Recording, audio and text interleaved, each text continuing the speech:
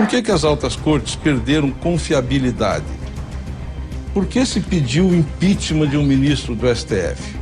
Ou seja, em determinado momento a gente assistia pela TV Justiça as sessões do STF, eram trocas de desaforo, trocas de ofensas pessoais. A política produziu isso que está aqui. Não foram as Forças Armadas. As Forças Armadas não foram atores disso. Foi a política que produziu. Foi a política que produziu Lula, segundo mandato dele, Dilma, foi a política que produziu os dois impeachments, foi a política que produziu Jair Bolsonaro e foi a política que trouxe de volta o presidente Lula ao poder. Era o melhor? Chegamos no que a gente queria? Levamos 4 décadas construindo um país democrático e politicamente mais desenvolvido. Tivemos esse acidente agora. Nós estamos fazendo isso para analisar por que o Bolsonaro perdeu a eleição que parecia ganha para ele. Eu acho que eu já dei a minha opinião. Eu acho que o presidente Bolsonaro perdeu a eleição para ele. Sim. Foram muitos equívocos, muitas coisas ditas impróprias. Não preciso repetir aqui, todo mundo deve lembrar da campanha. Mas eu acho também, Paulo Sérgio, que ele sofreu uma marcação homem a homem o campo inteiro pela imprensa, parte da imprensa, a Rede Globo foi uma delas, que ultrapassou todos os limites da razoabilidade. Até porque teve coisas que eram mentirosas. Gravações que não existiram no condomínio que ele morava, gente que era qualquer coisa que acontecia no país era culpa do Bolsonaro e era noticiado com uma lente que amplificava muito o episódio. Eu acho que é preciso reconhecer isso. Essa imprensa que tomou parte na eleição, ela vai ter um dia que explicar isso, né? Mas quando ela se posiciona como parte, eu tenho que duvidar do que vem noticiado. E é o que eu tenho feito. O que a gente viu de novidade na reação do governo ao episódio da Praça dos Três Poderes? Nas matérias, nos livros, nos tratados que cuidam de gestão de crise, todos eles coincidem que tem dois momentos que são sintomáticos e que é preciso rever o que se está fazendo. E são 2 momentos subsequentes. O primeiro é quando a pessoa, a autoridade, o responsável ou os responsáveis começam a se esquivar da culpa. E o passo seguinte é achar o culpado. O que nós estamos vendo em Brasília é a mesma técnica utilizada no Mensalão, no Petrolão e em outros escândalos que aconteceram. Eu não vi, não é comigo, eu não sabia, não me contaram. O que aconteceu em Brasília no dia 8 de janeiro é absolutamente desnecessário qualificar, porque todos nós concordamos que é uma barbaridade, que não podia ter acontecido. Mas está na história de quem era responsável pela segurança daquilo. E quem era responsável pela segurança daquilo, no dia seguinte saiu procurando culpados, para eximir-se da culpa que tem. Essa é uma questão que tem que ser encarada. Recaiu toda a culpa no governo do Distrito Federal. Durante o governo Temer, nós enfrentamos em todos os problemas que aconteceram na esplanada dos ministérios a mesma resistência do governo do Distrito Federal, que era o governador Rodrigo Hollenberg, à época, que era de oposição, era do Partido Socialista Brasileiro. A polícia, não a polícia, mas o comando político do sistema, do aparato de segurança pública, secretário de segurança, enfim, nunca foram encontrados no telefone quando havia uma crise. Nunca. Foi preciso que tivesse uma conversa com o governador, para que botasse... Ele trocou a secretária de segurança, aí depois colocou um policial federal, que eu não me lembro se era da Atiba ou aposentado, e as relações melhoraram. Nós enfrentamos aquele episódio de 3 prédios de ministérios incendiados, o estrago maior foi no Ministério da Agricultura, de dentro do Palácio do Planalto. A gente prepara sempre a pior hipótese. Quem tem a responsabilidade de garantir a segurança de um lugar sagrado do ponto de vista da democracia brasileira, que é a Praça dos Três Poderes, não tem o direito de raciocinar que está tudo bem. A responsabilidade é e será sempre cumprida pelo critério da pior hipótese. Qual é a pior hipótese? Então, vou estar preparado para a pior hipótese. Não aconteceu, ótimo. Parabéns, vamos tomar um refresco e voltar para casa.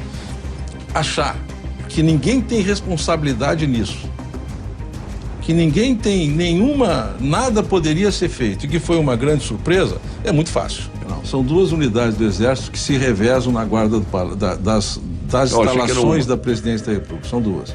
É o Batalhão da Guarda Presidencial e o Regimento Dragões da Independência, primeiro Regimento de Cavalaria de Guarda. Eles que têm a missão de garantir a segurança das instalações da Presidência da República, não dos três poderes, da Presidência da República.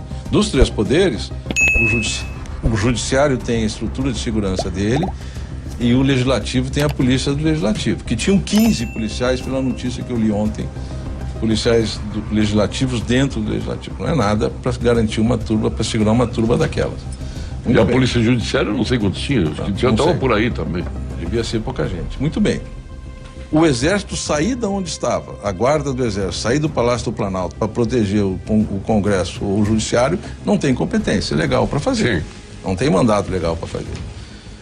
O que acontece? Quando há perspectiva, quando há risco, como eu disse, no critério da pior hipótese, a gente põe em reserva mais tropa, pede mais tropa para o BGP ou para o Dragões da Independência e põe em ponto. E usava muito a Força Nacional de Segurança Pública. Eu estou falando do meu tempo. E utilizava muito a Força Nacional de Segurança Pública, porque não é a tropa mais capacitada, mais bem preparada para a defesa do Congresso. E não tem origem nas Forças Armadas, vem das polícias militares. Das polícias militares. É isso que é feito. Era isso que nós fizemos. Foi assim que enfrentamos diversos episódios, diversos momentos tensos, né? O maior deles, aquele em 2017, quando tocaram fogo nos... Eu acho que o segmento político brasileiro deve muito à sociedade brasileira porque cometeu um erro básico.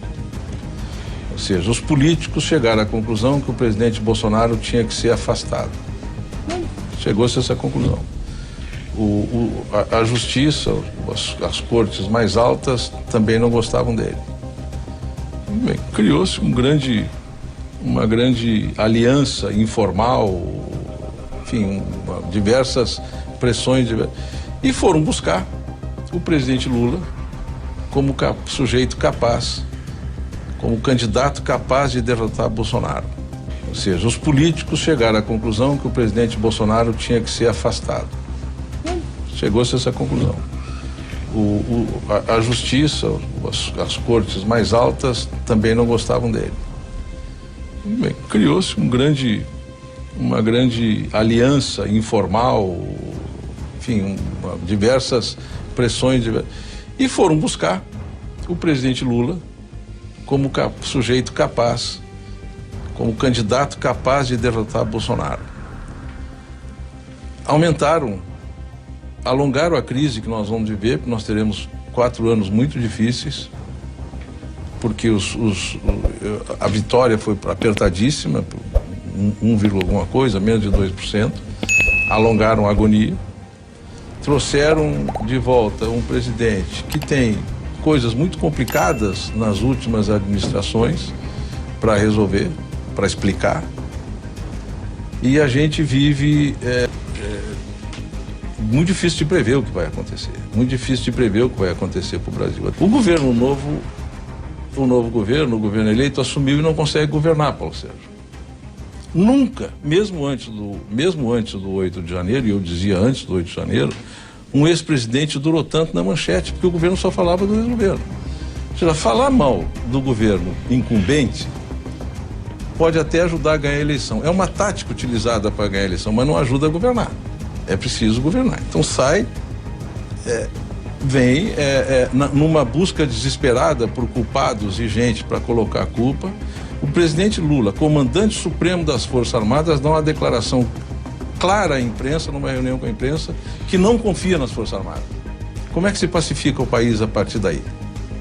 Como é que se pacificam as Forças Armadas, que são instituição de Estado com a qual os governos do PT conviveram por 16 anos?